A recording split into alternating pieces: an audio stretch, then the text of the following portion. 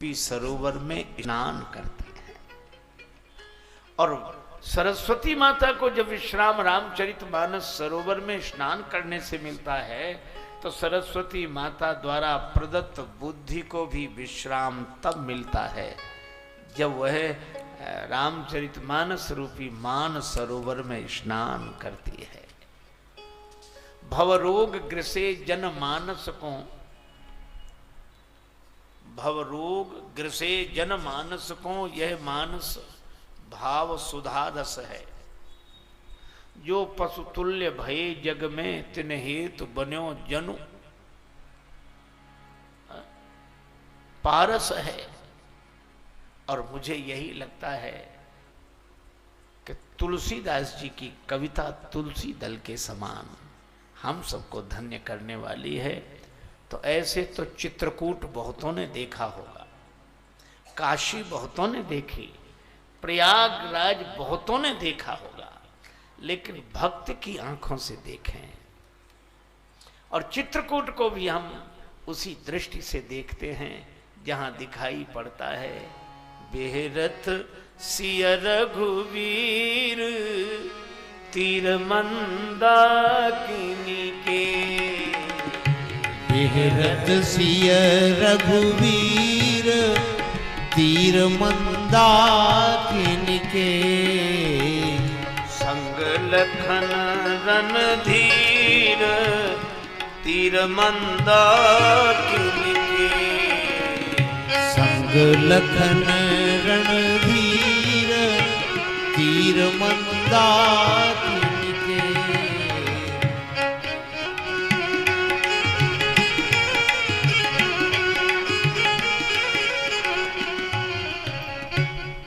भगवान श्री सीताराम जी चित्रकूट में विराजमान है। बहुत सानंद समय बीत रहा है, पर चित्रकूट में तो आनंद ही आनंद है। श्री अवध में परिस्थिति बिगड़ गई और मानो संकेत यह है कि कुसंग के कारण बिगड़े हुए वातावरण को भगवान भी नहीं सुधार रहे। भगवान श्री अवध छोड़कर चित्रकूट आ गए।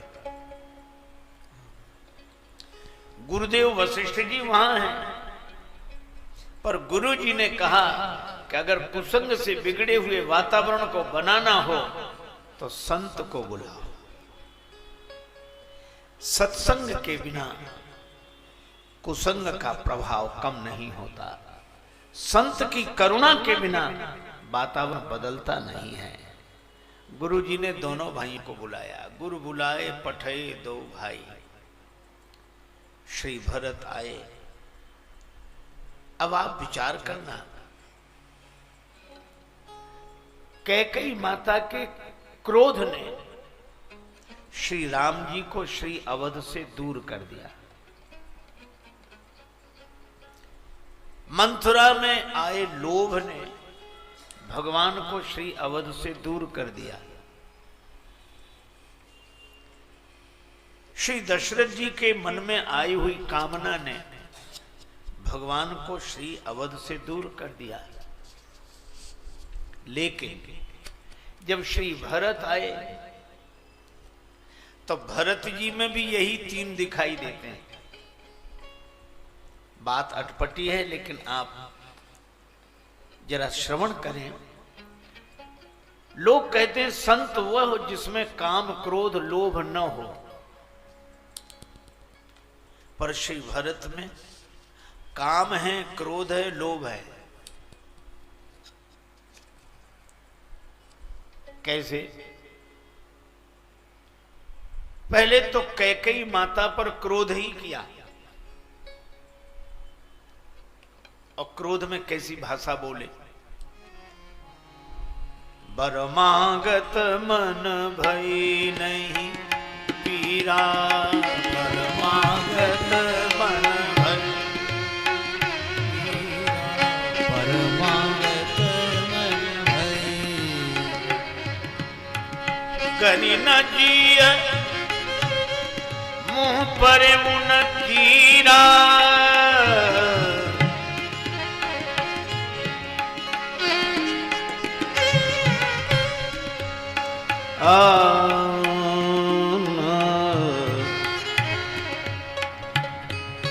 परमागत मन भय मन भय मन भय। वरदान मांगते समय मन में पीड़ा नहीं हुई, तुम्हारी जीभ गलकर नहीं गिर गई, मुंह में कीड़े नहीं पड़ गए। इन दुर्वचनों का प्रयोग श्री भरत जी ने किया। इसका अर्थ है कि क्रोध तो है, लेकिन मैं आपसे निवेदन करूं कि क्रोध अगर संत के जीवन में है तो संत का क्रोध भी व्यक्ति को भगवान से जोड़ देता है। कैकेयी माता को राम जी से मिलाने वाला तो श्री भरत जी का क्रोध ही है। सामान्य जन का क्रोध व्यक्ति को भगवान से दूर कर देता है, पर संत का क्रोध भी व्यक्ति को भगवान से मिला देता है। यही विकारों का रूपांतरण है।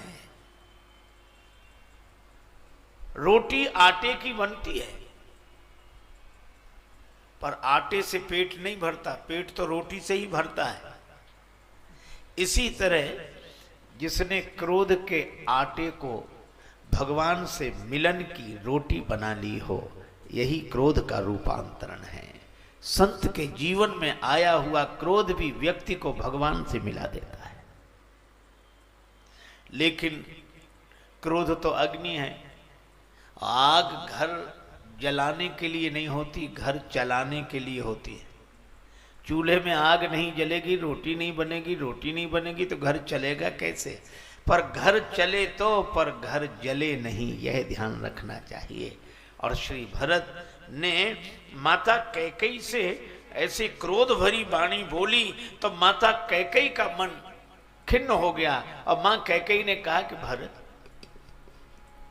मेरा एक बेटा जिसे मैंने 14 वर्ष बन जाने के लिए कहा, वह भी चरणों में प्रणाम करके गया, और दूसरा तू, तेरे लिए राज्य सुरक्षित किया, तू अपशब्द बोल रहा है मुझे।